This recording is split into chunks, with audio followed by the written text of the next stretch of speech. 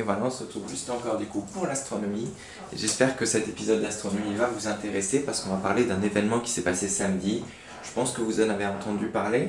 Il y a une société américaine qui s'appelle SpaceX, qui est en collaboration avec la NASA, qui s'occupe du programme spatial, du coup qui a envoyé une fusée vers l'ISS. Et c'était la première fois depuis 9 ans que les États-Unis envoyaient une fusée avec des gens à l'intérieur pour aller dans l'espace. Voilà.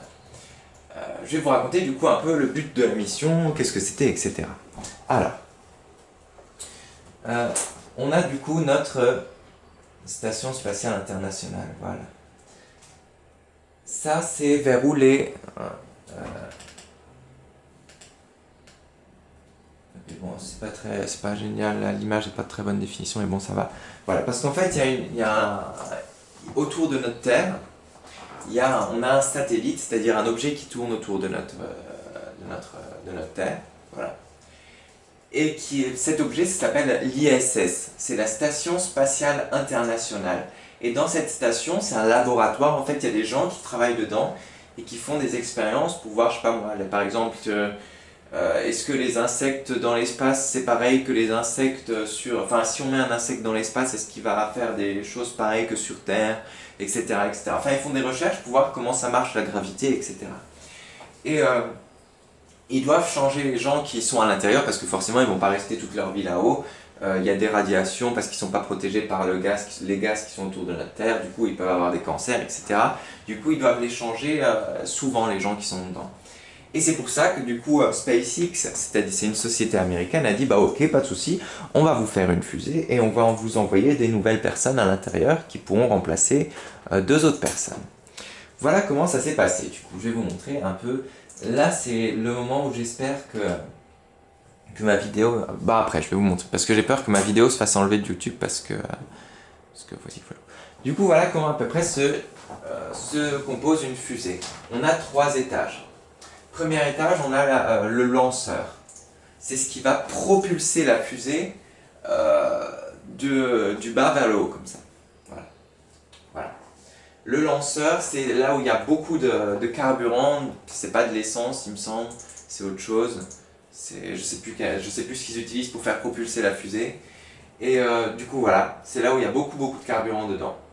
Ensuite, quand ça devient vide, ça va retomber parce que sinon ça va faire du poids en plus et la fusée ça va l'attirer vers le sol. Du coup il faut que le premier étage il retombe et on va aller voir ça après comment il va retomber. Voilà. Ensuite on a le deuxième étage qui va encore un peu d'énergie qui va permettre à la fusée de s'orienter, c'est-à-dire de se mettre dans le bon axe pour se diriger ensuite vers la station spatiale internationale. C'est le deuxième étage. Et ensuite pouf, il y a la capsule, le 3e étage, et c'est quoi? C'est marqué sur le schéma. Du kérosène. Merci, le carburant c'est du kérosène. Et en haut c'est de l'hydrogène liquide. En bas aussi? Ah, l'oxygène liquide. Ok, bon bref, voilà. Donc il y a de l'oxygène liquide en bas avec de kérosène en carburant en bas. En haut il y a de l'hydrogène liquide. Et voilà, dans les 2 étages, voilà. Et qu'est-ce que je voulais dire? Du coup voilà, bref. Ça, les deux, ils vont permettre de propulser la capsule en fait. Et la capsule ensuite elle va faire un vol libre, c'est-à-dire qu'elle ne va pas utiliser beaucoup. Elle a un peu d'hydrogène liquide, elle a un peu de carburant, mais elle ne va pas trop l'utiliser pour... Elle est déjà propulsée, parce que dans l'espace, les objets, ils ne s'arrêtent pas. Parce qu'il n'y a pas d'air pour les arrêter. Du coup, je sais pas moi, si je lance ce stylo comme ça, si j'étais dans l'espace, il continuerait à aller vers le haut, à l'infini. Voilà, c'est pratique. Ou pas pratique. Bref, voilà. Du coup, il va y avoir trois choses. Premier réservoir qui va partir et qui va tomber. Deuxième réservoir qui va partir aussi, qui va tomber, et il y a la capsule qui va aller vers la Station Spatiale Internationale. Et là, j'ai peur que YouTube m'enlève ma vidéo, on va voir ça. Je vais mettre que quelques secondes. Ah oui, j'ai oublié de vous dire. Sur 10 fusées lancées dans l'espace, à votre avis, il y en a combien qui réussissent? Sur 10 fusées, on lance 10 fusées dans l'espace, à votre avis, il y en a combien qui réussissent en ce moment?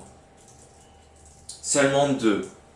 Parce qu'en fait, les autres se crachent. Parce qu'en fait, beaucoup de fusées qu'on fait en ce moment, c'est des tests. Et c'est très compliqué de réussir à faire voler une fusée parce qu'il faut que ce soit parfaitement droit, qu'il n'y ait pas de soucis, etc. Du coup, 8 fusées sur 10, 8 fusées sur 10 bah, explosent. Voilà, ou ne marchent pas. Mais heureusement, il n'y a, pas, y a, pas de, y a, pas, y a personne à l'intérieur, en général. Voilà. Je vais vous montrer un peu ce que ça a donné parce que pour préparer une fusée comme ça, il faut faire des tests et du coup, bah, souvent les fusées de préparation explosent. Montrer un peu, je vais enlever la musique. Ça va donner... bon, voilà, par exemple, voilà, là, pouf, la fusée explose. On a d'autres moments où là, on a réussi à faire atterrir le lanceur, je vais vous en parler après, mais on l'a pas bien fait atterrir, du coup, pouf, il explose aussi. Bref, c'est pas simple de faire décoller une fusée. Voilà. Du coup là, je vais vous montrer ce qui s'est passé du coup pour ce qui s'est passé samedi. Là, on est à témoin 3 minutes 41 secondes, c'est-à-dire on est à 3 minutes 41 secondes avant le décollage. Ils sont en train de remplir la fusée, vous allez voir, c'est pour ça qu'elle est toute blanche, qu'il y a de la sorte en fait, c'est de la... c'est de la vapeur, c'est la preuve que c'est froid en fait. Parce qu'en fait, l'oxygène liquide, c'est très froid. Et du coup, ils vont remplir l'oxygène liquide à l'intérieur de la fusée et c'est tellement froid que ça laisse s'échapper une fumée comme ça, voilà. Du coup, là, ils remplissent la fusée de carburant, voilà, et de comburant aussi. C'est pareil, ça brûle. Et ensuite, bah, ils vont la... Je vais vous montrer juste un peu les étapes aussi. Du coup, première étape, ils remplissent la fusée. Deuxième étape, ils la mettent à feu, c'est-à-dire, bah, elle part. Ensuite, il y a le lanceur, la première partie qui va se séparer, qui va tomber. Et ensuite, il va atterrir ce lanceur à un endroit pour qu'on puisse le récupérer pour une autre fusée. C'est ce que SpaceX a fait qui est vraiment sympa, qu'on puisse réutiliser la première partie de la fusée. Premier étage, on pourra le réutiliser. Le deuxième, on ne pourra pas. Voilà. Il y a le deuxième étage qui se sépare et lui qu'on ne pourra pas utiliser. Du coup, il va tomber, je pense, dans la mer ou je sais pas. Voilà. Il y a la capsule qui va continuer sa course et puis ensuite il y aura l'arrimage, c'est-à-dire elle va s'accrocher à la station spatiale et ensuite ils vont ouvrir le sas, c'est-à-dire ils vont laisser passer les gens d'entrer dans la station internationale. Voilà, du coup je vais vous montrer les différentes étapes, espérons que ça marche. J'ai un écran, je dirais bien que je floute mais c'est pas cool de flouter sur ça. Hop. Du coup, on voit bien les astronautes qui ici sont à bord de la fusée.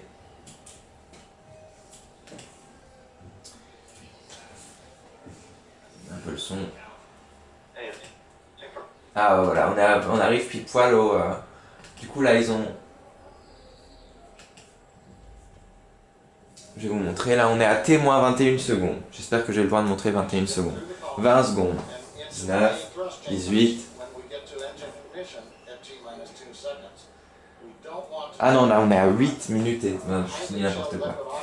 Faut attendre encore un peu.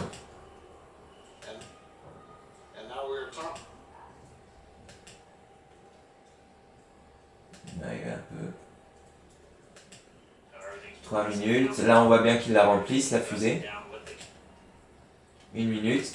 1 minute, regardez ce qui se passe, c'est que ils refroidissent la fusée. C'est pour ça qu'il y a plein d'eau qui est sur la caméra. En fait, ils la refroidissent pour pas qu'elle chauffe trop quand elle va décoller. Vous allez voir, c'est un peu drôle. On voit bien qu'il y a de l'eau là sur la caméra.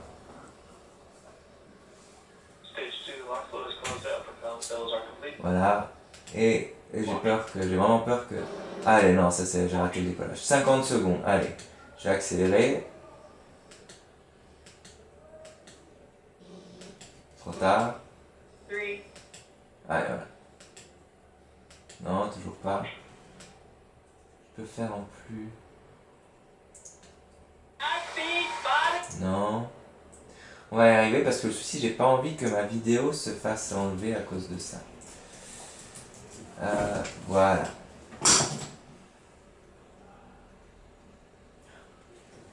Voilà, bah on est à 17 secondes, c'est parti. 16, 15. Là, il va y avoir le compte à rebours.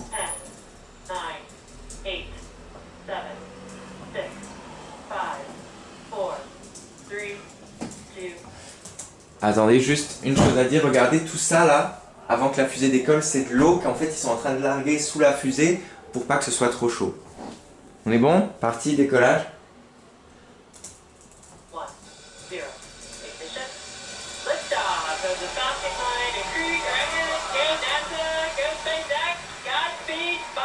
Regardez tout le gaz que ça produit, tout le nuage que ça fait. Et voilà, magnifique. Du coup, la fusée a décollé. Ensuite, il y a le premier étage qui s'est séparé. J'ai essayé de trouver aussi ce moment où le premier étage se sépare.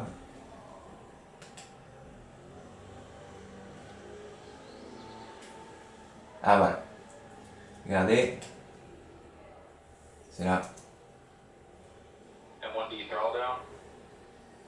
Ça va être bientôt, je crois.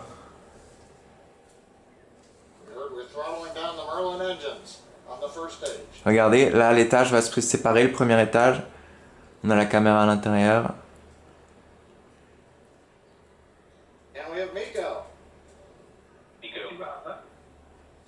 Et regardez, pouf, c'est séparé. Et là, le moteur va, deuxième moteur va prendre le relais, et voilà, la fusée va repartir. Et du coup, voilà, il y a aussi, du coup, ce lanceur, il va réatterrir, ça va donner ça à peu près. Parce qu'en fait, la caméra a bugué. Bon, merci, la musique géniale. Non, je veux pas la musique géniale. Voilà, regardez ce que ça fait, le lanceur là qui va retomber, ça va donner ça à peu près. Ouf, il se pose, il arrive tout gentiment. Et on a la deuxième partie aussi de la fusée qui va retomber aussi. Je sais pas si j'arrive à la voir celle-là. Sinon c'est pas si grave que ça. Voilà, bref. Et ensuite il y a encore plusieurs choses qui vont se passer. Et je commence à plus avoir de batterie, mais bon. Du coup là c'est la capsule qui s'approche. Ça c'est une vidéo qui a été prise du coup de la station internationale. On voit la capsule qui s'approche d'elle et qui va bientôt arriver vers la station internationale. Je vous laisse un peu la vidéo. Il faudra bientôt que j'aille charger.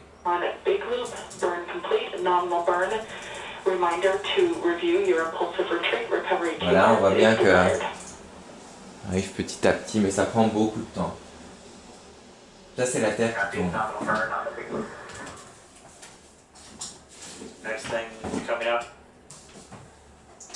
On voit bien qu'elle passe au-dessus de sortes de désert, là. Elle est juste là, la capsule. Bref, elle se rapproche, elle se rapproche, elle se rapproche.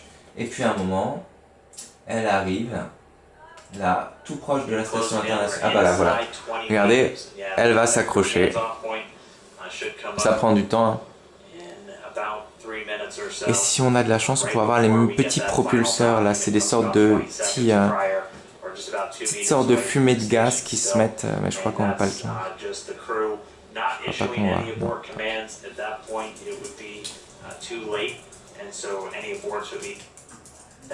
Bref. Ah si, là on voit bien, on a vu les petits propulseurs qu'elle utilise pour ajuster sa position. Une sorte de petit jet comme ça. Et du coup voilà, elle a réussi à arriver dans la station spatiale internationale. Et ils ont, au bout de très longues, de au moins 2 heures je crois, ils ont ouvert le sas. Et les astronautes ont pu rentrer à l'intérieur. Il y en a un qui s'est cogné la tête d'ailleurs. Et voilà, ils ont pu, c'est les deux là, ceux qui sont en noir, ils ont pu bien revenir à l'intérieur. Youpi youpi, la mission s'est bien passée. Félicitations à eux, voilà. J'espère que ma vidéo va pas être enlevée. Avant d'arriver à la partie suivante, je vais juste recharger mon appareil photo. Alors, soit j'ai le temps comme ça de le faire rapidement. Je pense que j'arrive à le faire rapidement. Bougez pas. On arrivera à la deuxième partie du coup.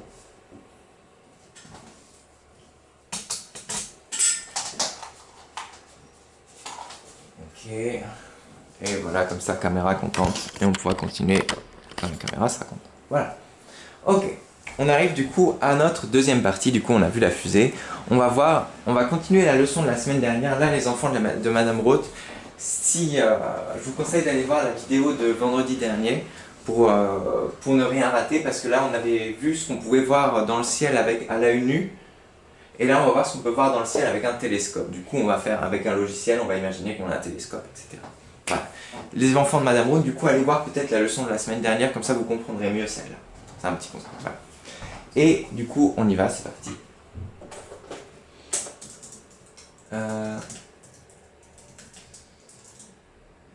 Je voulais juste vous raconter aussi une histoire.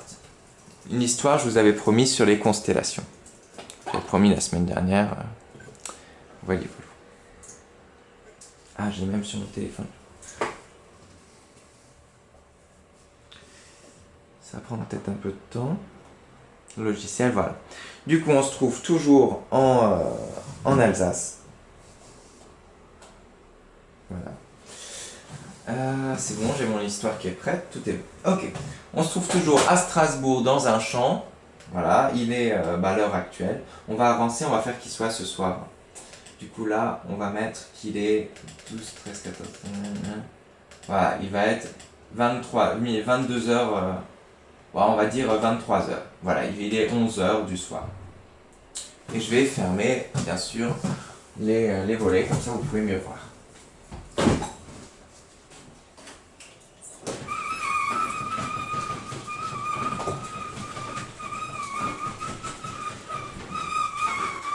Ah oui, j'ai oublié de vous montrer. Chose pas mal, du coup je vais vous en profiter pour vous montrer.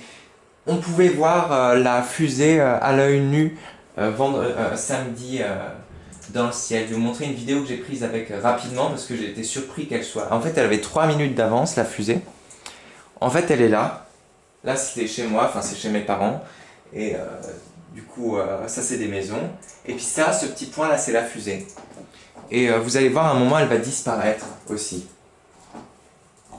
Parce qu'elle a pu être éclairée par le soleil. Là, elle est encore éclairée par le soleil. On voit qu'elle bouge.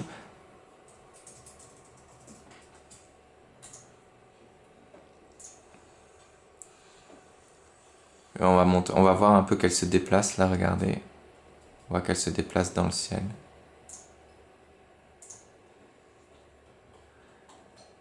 Et à un moment, pouf, elle a disparu. Parce qu'elle est plus éclairée par le soleil. Voilà. C'était une vidéo, j'espère que c'était sympa. Moi, ça m'a fait plaisir de voir la fusée. Voilà, du coup, on se retrouve dans le noir. Parfait. On a du coup notre lune, là, qu'on voit bien. Et on va voir les constellations. Du coup, les constellations, on peut en voir déjà un peu à l'œil nu, là. Je vais m'entraîner. Allez, on va voir si j'ai réussi à en trouver. Peut-être que j'arrive pas là. Si, ça c'est Cassiopée. On va vérifier. Cassiopée, ouais, youpi. Ok, on y va. Je vais vous raconter du coup une petite histoire. Avant de voir quels objets on peut voir avec un télescope, etc. C'est l'histoire qui parle de Orion. Orion, que l'on peut peut-être pas très bien voir en été. Du coup, je vais essayer de la voir. Je vais enlever le sol. On va voir le sol. Voilà. Et on va essayer de trouver Orion. Ah bah Orion là. Ok, parce qu'Orion, on pourra très bien la voir en hiver, mais en été, on a un peu du mal. Elle est sous, on n'arrive pas à la voir, quoi. Voilà. Du coup, Orion, on a vu la semaine dernière, qui est un chasseur avec un arc comme ça. On voit son arc ici et sa ceinture, qui est très facilement, qu'on arrive à repérer facilement, etc., etc. Ok. Voilà. Alors, je vais vous raconter l'histoire. Il était une fois un grand et beau guerrier qui s'appelait Orion. Il n'avait peur de rien et passait son temps à chasser. C'est pour ça qu'il avait un arc. On peut regarder d'ailleurs, regardez, ça c'est son dessin. Voilà. Alors, un jour dans la forêt de l'île de Chios, en Grèce du coup, il rencontra la princesse Méropée et en tomba amoureux. Mais pour pouvoir l'épouser, le père de Méropée, demande à Orion de tuer tous les animaux dangereux de l'île. Ok. Accompagné de son petit chien, qui est là. Ah non, de son grand et de son petit chien. Alors le grand chien, on a là. Le petit chien, il est où? Il est là. Regardez, accompagné de son grand chien, on voit bien que c'est une tête de chien, et son petit chien. C'est que j'arrive le dessin. Accompagné de son grand chien et de son petit chien. Orion se mit tout de suite en route. Les deux chiens, au lieu d'assister leur maître, s'amusaient à chasser un lièvre. Le lièvre, on le voit, il est juste ici. Voilà. Et c'est tout seul que le courageux guerrier tua tous les animaux sauvages de l'île, sauf un énorme taureau sauvage qui réussit à se cacher au fond d'une forêt, sans qu'Orion ne s'en aperçoive. Voilà.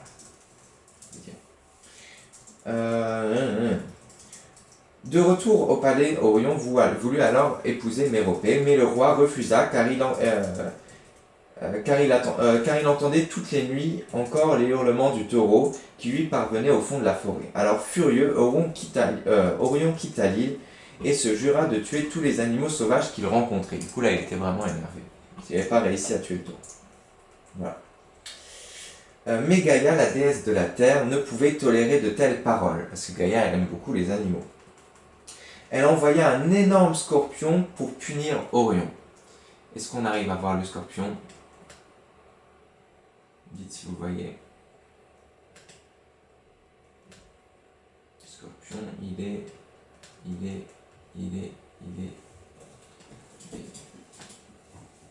Ici, on a le taureau, du coup. On voit bien. Avec ses deux grandes cornes. Et vous me dites si vous voyez le scorpion. Je crois qu'il est bien loin parce qu'il met du temps à arriver, le scorpion. Ça, j'aurais dû vérifier bien avant où était le scorpion.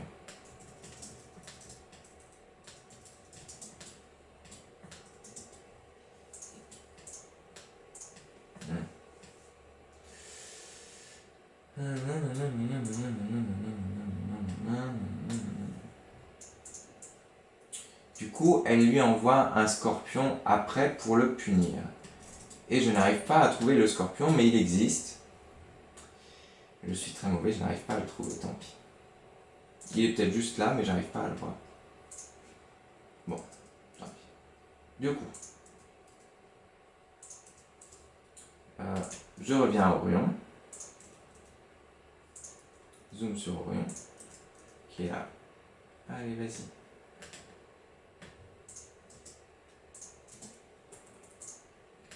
Il ne veut plus me zoomer dessus, quoi. Viens.